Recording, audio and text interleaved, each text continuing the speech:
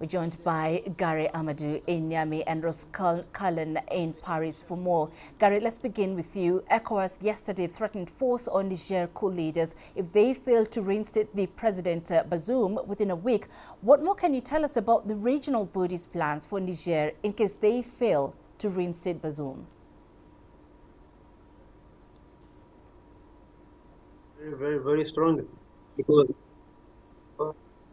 ECOWAS sanctions are very strong, and because I think that there is a lot of pressure on the junta, because ECOWAS said that the closing of the border from Niger with the other countries, and also the freezing of assets of Niger in the regional banks, etc., etc. So the pressure is very big, and there is also the threat of invasion of let's say ECOWAS forces to free President Bazoum. But things are getting worse and worse. Yesterday, after the statement of ECOWAS saying that it will...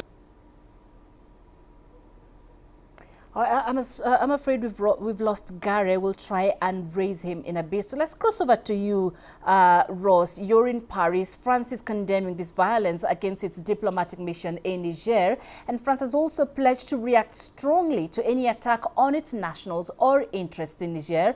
What kind of response do you expect from the government?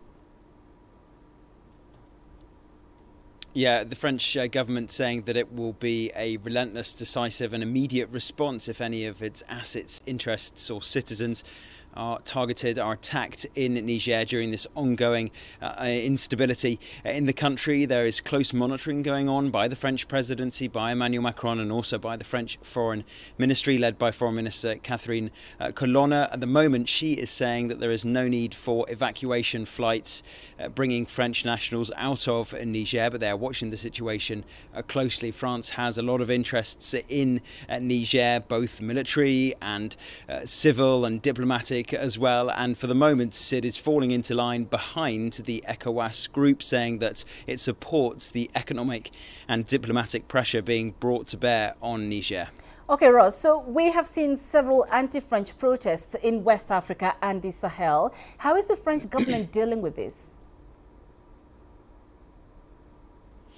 Yeah, they're watching the situation closely. They are ready to provide evacuation flights if needed. It's not just France, but also Brussels is monitoring the situation. We've heard from the European Union Foreign Affairs Chief Josep Borrell. He's saying that there will be an immediate cessation of budget support, so there will be stopping the cash flowing from Brussels into Niamey. There'll also be financial sanctions imposed at that level. So they are trying to squeeze the pressure on the military junta and assure a swift return to power of the democratically elected President Mohamed Bazoum.